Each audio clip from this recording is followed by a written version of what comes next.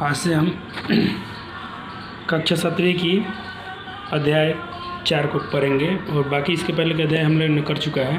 तो आज से हमारा अध्याय 4 चालू होगा, यानी एक्सरसाइज 4.1 पहले बनाएंगे।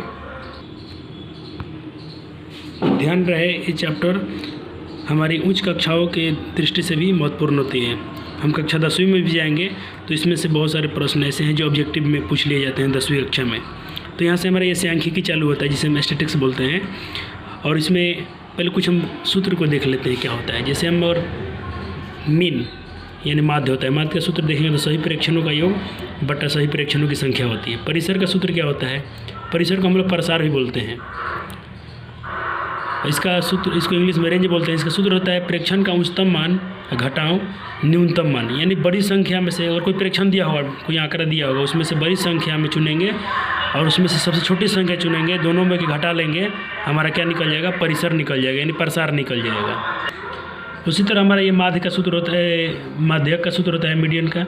माध्यक में 2 कंडीशन आता है। एक, अगर आंकड़ा दिया होता है तो उसमें सम संख्याएँ होती हैं, जैसे कि आंकड़ा 4 होगा, आंकड़ा में संख्या 6 होंगी, आंकड़े में संख्याएँ 10 होंगी, 12 होंगी, यानी सम संख्याएँ जैसे होंगी। तो उसके लिए हम लोग क्या करते हैं, अगर संख्या विषम हो तो ये फार्मूला लगाते हैं n+1/2।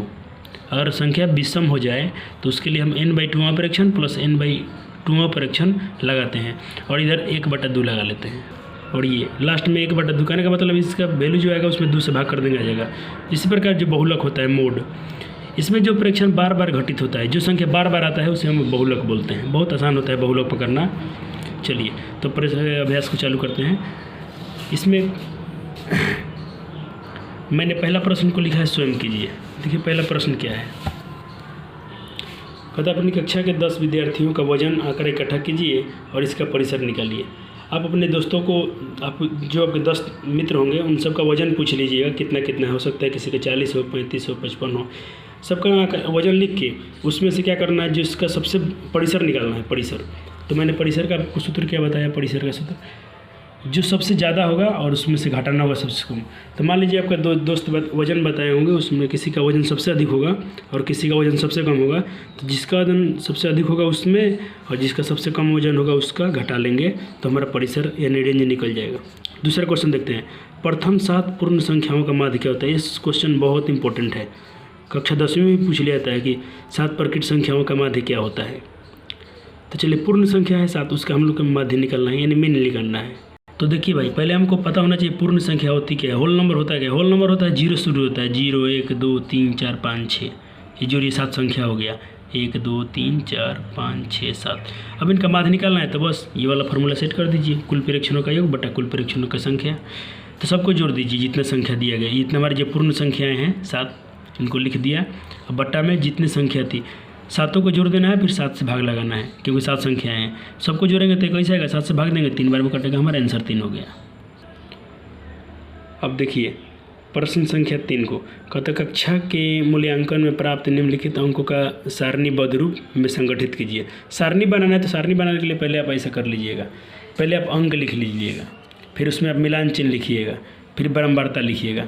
अब देखिए मिलान अंक में जितना आपको अंक दिया गया था इसको उतार लिया गया है। जैसे मान लिया मैंने यहाँ 1 लिखा, तो अब देखिए 1 कितना बार इसमें आया है वो है इस आंकड़ा में। तो अब देखिए 1 कितना बार आया है? 1 बार। तो यहाँ मिलान चिन्ह में 1 लिखेंगे और यहाँ भी 1 लिखेंगे। उसी प्रकार सब कुछ चुनेंगे आप कौन कितना बार आया। 2 देखेंगे आप इस आंकड़ा में तो आपको इस आंकड़े में 2 बार मिलेगा। आप देखेंगे इसमें 3 तो 3 1 बार मिलेगा आपका, 3 ये 1 बार रहा 3। आप देखेंगे 4 आपको 3 बार मिलेगा, 1 बार 2 बार और ये पहला 3 बार मिला है। तो आप यहाँ सारणीबद्ध में 3 लिख देंगे, जो जितना बार मिला उतना मिलान चिन्ह लिख देना है और इधर संख्या के रूप में लिख देना है, बस यही सारणी होता है। 5 देखेंगे आप 5 बार आया होगा, ये रहा 1 बार 2 बार 3 बार 4 बार 5 बार। तो 5 कैसे लिखते हैं? पहले तो 4 आप लाइन खींचेंगे और 5 दर्शाने के लिए इसको इसे क्रॉस काट देंगे। तो 4 खंभा और ये काट दिया अपने 5 का रूप, ये 5 का काम करता है मिलान चिन्ह में। मिलान चिन्ह में 5 ऐसे लिखते हैं। और मान लीजिए आप कोई मिलान चिन्ह बोले कि आप 8 लिखिए, तो आप मिलान चिन्ह में 8 ऐसे लिखेंगे, 1 2 3 4 हो गया और ये रहा आपका 5 6 7 8, ये आपका 8 का काम करेगा। ठीक। तो वैसे 5 है तो यहाँ 5 लिख दिया मिलान चिन्ह के रूप में, और ये सारणी ऐसा ही बनता है बस, बहुत सिंपल है। चलिए अगला प्रश्न देखते हैं। 4 नंबर सवाल बोल रहा है, प्रश्न बोल रहा है हमारा कि एक क्रिकेट खिलाड़ी ने 6 पारियों में निम्नलिखित रन बनाए, कितना 40 run, 45 run, 40 run, 35 run, 50 run, एक बार 0 पर, एक बार 100 रन। तो इनका इसमें प्रश्न पूछ रहा है इनका माध्य ज्ञात कीजिए। बस क्या करना है, सबको जोड़ दीजिए और देखिए कितना रन, कितना पारी है, 1 2 3 4 5 6, 6 से भाग दीजिए, आपका आंसर आ जाएगा। ये देखिए सबको जोड़ दिया गया, 45 40 35 50 0 0 सबको जोड़ो, 6 से भाग देंगे 270 आएगा, 6 से भाग देंगे 45 रन कट जाएगा। लेकिन इसके पहले हमने कुछ प्रश्न को छोड़ दिया, उसको फिर देख लेते हैं। 3 नंबर जो प्रश्न था हमारा, इसमें तो हमने सारणी तो बना दिया था, सारणीबद्ध कीजिए, कर दिया। लेकिन अब यहाँ देखिए प्रश्न पूछे गए हैं, 1 2 3 4 प्रश्न है। पहला पूछ रहा है कि सबसे बड़ा अंक कौन सा है इसमें का। तो अब देखिए तो सबसे बड़ा कौन अंक दिख रहा है आपको, 6 है, 7 है, 8 है। तो आपको सबसे बड़ा अंक इसमें आपको 9 दिखेगा। इसमें सबसे बड़ा अंक ये का है 9 है, तो 9 लिख देंगे, आंसर हो जाएगा। सबसे छोटा अंक कौन है, सबसे छोटा अंक शायद इसमें 1 है। कौन है, 1 है, तो 1 आंसर हो गया। 3 नंबर प्रश्न का आंसर होगा किन अंकों का, इन अंकों का परिसर क्या होगा। तो परिसर का हमने सूत्र क्या देखा था, सबसे उच्चतम मान घटाओ छोटा मान। तो सबसे बड़ा कौन है 9, छोटा कौन है 1, तो 9 में से घटा देंगे, परिसर क्या आएगा 8 आएगा। अब 4 नंबर पूछ रहा है इनका अंकगणितीय माध्य क्या होगा। तो कुल आंकड़ों का योग बटा कुल आंकड़ों की संख्या। तो देखिए मैंने यहाँ निकाला है, ये आपका 1 का आंसर 9 हो गया, 2 का आंसर 1 हो गया, 3 का आंसर अपने परिसर निकाल दिया, 9 में से 8 आया। 4 पूछा इनका माध्य क्या होगा, तो कुल आंकड़ों का योग बटा कुल आंकड़ों की संख्या, सबको जोड़ना है फिर सबसे भाग देना है। तो सबको जोड़ेंगे हम, तो सब संख्या कितना है 20, तो 20 बटा में लिखेंगे और सबको जोड़ के लिखेंगे, तो सबको जोड़ने पर आएगा, आपको जोड़ लीजिएगा, सबको आप जोड़ेंगे तो आपका 100 आएगा। अब 20 से भाग देंगे, 20 संख्या है, तो 100 से 20 कितना और कट जाएगा, भाग देंगे तो 5 बार में कटेगा। 4 तो अभी हमने देख लिया। चलिए 5 नंबर प्रश्न को देखते हैं। ये 5 नंबर क्वेश्चन रहा, मैंने नोटबुक में नहीं उतारा, समय बचाने के लिए आपको मैं क्वेश्चन नहीं दिखाता हूँ, अभी अपने बुक से लिख लीजिएगा। कहता कि निम्न सारणी में प्रत्येक खिलाड़ी द्वारा 4 अंकों में निम्नलिखित सारणी में प्रत्येक खिलाड़ी द्वारा 4 खेलों में अर्जित किए गए अंकों को दर्शाती है। मतलब इसमें खिलाड़ी हैं ABC नाम से, एक खिलाड़ी A, खिलाड़ी B, खिलाड़ी C। खेल 1, खेल 2, खेल 3, खेल 4, इन्होंने 4 खेल खेले हैं। तो इनके कुछ आंकड़े दिए गए, जैसे एक खिलाड़ी ने पहले खेल में 16 रन, दूसरे खेल में 10 रन, तीसरे खेल में 10 रन, चौथे खेल में 14 रन बनाए हैं। इसी प्रकार बी खेल का इधर दिया गया है कितना अंक अर्जित किया है। सी ने भी खेला है तो उसको ऐसा अंक आया है, उसने इस ऐसे उन्होंने रन बनाए हैं। तो इन पर देखिए प्रश्न पूछा क्या जा रहा है। अब कहता अब इन प्रश्नों का उत्तर दीजिए। ए नंबर पहला प्रश्न बोल रहा है, 1 नंबर में सभी खेलों में ए द्वारा अर्जित अंकों का माध्य क्या होगा। तो माध्य क्या होगा, ए ने क्या किया है, 16 रन बनाया है, 10 रन 14 रन। तो माध्य निकालने के लिए हम क्या करते हैं, माध्य ज्ञात करने के लिए सबको जोड़ देंगे और कितना खेल है 1 2 3 4 से भाग देंगे, हमारा आंसर आ जाएगा। तो यहाँ देखिए 1 खेल 2 खेल 3 4 खेल लोगे बट्टा 4 से भाग देंगे, 50 आएगा, 50 को 4 से भाग देंगे, इतना रन कट जाएगा। ये क्या हो गया। दूसरा क्वेश्चन देखिए, बी ने सभी खेलों में भाग लिया है, पहले 2 नंबर ये रहा, सभी खेलों में सी द्वारा अर्जित अंक का माध्य ज्ञात करने के लिए आप कुल अंकों को कितना से भाग देंगे, 3 से कि 4 से। देखिए यहाँ भाग हम कितना से दे सकते हैं, 1 2 3 4 मैच खेला है तो 4 से भाग देना चाहिए। लेकिन खेल 4 में देखिए उसने अंक अर्जित ही नहीं किया है, तो उसने कितने खेलों में किया है, 1 2 3 ही खेल में, 3 ही खेल में उसको तो क्या करेंगे 3 से ही भाग देना उचित समझेंगे माध्य निकालने के लिए। तो इसको हम लिख देंगे इस भाषा के रूप में कि हम 3 से ही भाग देंगे, क्योंकि उसने 3 ही मैच खेला है, चौथा मैच नहीं खेला है। इसी प्रकार चौथा सवाल देखिए, तीसरा सवाल कहता बी ने सभी खेल में भाग लिया है। यदि और बी ने सभी खेल खेला है, 4 खेल खेला है, तो उस अंकों का माध्य कैसे ज्ञात करेंगे। तो क्या करेंगे, सबको जोड़ देंगे। ये बी का खेल है 6 8 4 0, अच्छा सी का ये रहा था, ये बी का है 6 8 4 0। अगर सब मैच में खेला है तो सब जोड़ेंगे, 4 से ही भाग देंगे। तो यहाँ देखिए सबको जोड़ दिया, 4 से भाग दिया, सब जोड़ने पर कितना आया 6 8 14, 14 4 18, 18 में 0 0 18 होगा, बट्टा 4 से भाग देंगे, 4.5 कट जाएगा। अब पूछ रहा है किस खिलाड़ी का प्रदर्शन अच्छा रहा था। खिलाड़ी ए ने देखिए अच्छा खेला है, हर मैच में उसने ज़्यादा रन बनाए हैं, 16 10 10, तो उसका प्रदर्शन अच्छा रहा। तो ये लिख देना है कि उसका प्रदर्शन अच्छा है। चलिए प्रश्न संख्या 6 देखते हैं। 4 क्रमागत वर्षों में एक स्कूल में विद्यार्थियों की संख्याएं निम्नलिखित थी। 4 सालों में कुछ विद्यार्थियों की संख्या इस प्रकार थी, जैसे कि एक साल में पहला साल क्रमागत साल में 1670 विद्यार्थी थे, दूसरे साल में 1750 हो गए, तीसरे वर्ष में विद्यार्थी बढ़ के 25 से 40 हो गए, चौथे साल में विद्यार्थी बढ़ के 28 से 20 हो गए। तो इनको करना का इस काल में विद्यार्थियों का माध्य ज्ञात कीजिए। तो क्या करना है, सबको जो आंकड़ा दिया गया है 1 2 3 4 आंकड़े हैं, सबको जोड़िए। थोड़ा जोड़ देना है और कुछ नहीं करना है, जोड़ने में जो आपको समय लग जाएगा और 4 से भाग देंगे, आपका आंसर आ जाएगा। तो मैंने यहाँ कर दिया, आप देख सकते हैं। पहला इनको मैंने माध्य निकालने के लिए 1670, 1750, 25 से 40, 28 से 20 को और जोड़ के 4 से भाग दिया। इन सबको जोड़ा तो आया था 8780 बट्टा 4। इनको अब 4 से भाग दे के देख लीजिएगा, आपका 21 से 95 में कट जाएगा 2195। चलिए प्रश्न संख्या 7 के पास चलते हैं। और आप इनका एक बार नोटबुक बना लेंगे, मैं आपको धीरे धीरे स्क्रीन पे दिखा रहा हूँ, आप सभी क्वेश्चन को मिला लेंगे। क्या क्या लिखना था आपको, आप ऐसे ही नोटबुक अपना बना लीजिएगा, फेयर कॉपी बिल्कुल अच्छा रहेगा। क्या था आपका 7वां प्रश्न का आंसर। अब चलिए 7वां प्रश्न देखते हैं।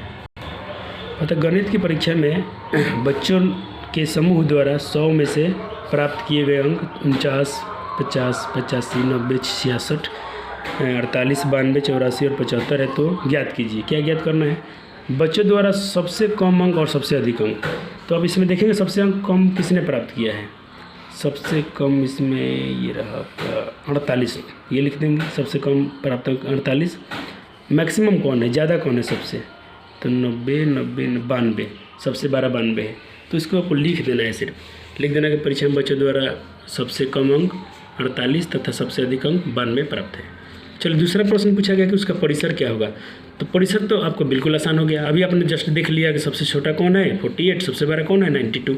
जब भी आपको रेंज निकालना हो, परिसर यानी प्रसार निकालना हो, बड़ी संख्या में से छोटी मान घटाएंगे, आपका परिसर आएगा। मैंने देखा था बड़ी संख्या 92 था, छोटी संख्या 48, इसमें से हम घटा देंगे, हमारा घट के कितना बचेगा 44। ये आपका करेक्ट आंसर हो गया। चलिए तीसरा प्रश्न देखते हैं। कहते हैं इनका माध्य निकालिए। तो सबको जोड़ दीजिए। पहला आंकड़ा उसमें क्या था, 49 था, 50 था, 85 था, 90 था, 66 था, 48। इस सबको जोड़ना है। और कितने विद्यार्थी थे, 1 2 3 4 5 6 7 8 9, 1 2 3 4 5 6 7 8 9, तो 9 बट्टा में लिख देंगे।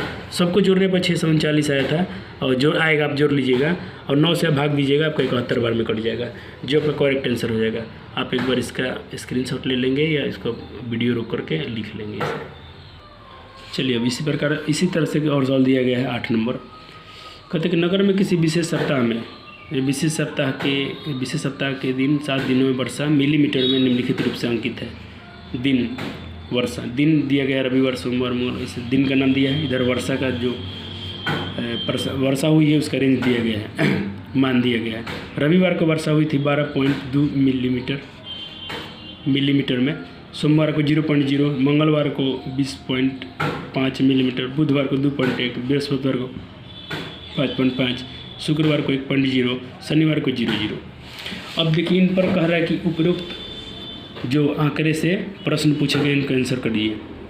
पहला प्रश्न पूछा है कि वर्षा का परिसर क्या है, रेंज क्या है। अच्छी बात है कि यहाँ इंग्लिश लिख दिया गया है। कभी कभी बच्चों पूछ देता है कि रेंज क्या होते हैं, इसका रेंज निकालिए। तो आपसे रेंज पूछे, परिसर पूछे, चाहे प्रसार पूछे, आप समझिएगा आपसे रेंज पूछा गया है, यानी उच्चतम मान से न्यूनतम मान घटाना है। तो वर्षा परिसर का रेंज निकालिए। तो रेंज कैसे निकालेंगे, देखिए सबसे बड़ा कौन है, सबसे बड़ा आपका ये रहा। सबसे छोटा कौन है, ये 0.0 है, यहाँ भी है। तो इसमें से 0 घटाइए तो इतना ही ना बचेगा, तब का आंसर ये हो गया। दूसरा प्रश्न देखिए, सप्ताह की माध्य वर्षा निकालिए, यानी माध्य निकालने के लिए बड़ा सबको जोड़िए, इसको इसको इसको इसको 5.5, 1.0, 0.0, सबको जोड़ के कितने से भाग देंगे अब 1 2 3 4 5 6 7, 7 दिन थे, 7 से भाग लगाएंगे। चलिए यहाँ मैंने कर दिया, आप देख लीजिए। वर्षा का परिसर निकाल दिया हूँ, 20.5 में से 0 पॉइंट घटाया, इतना आया।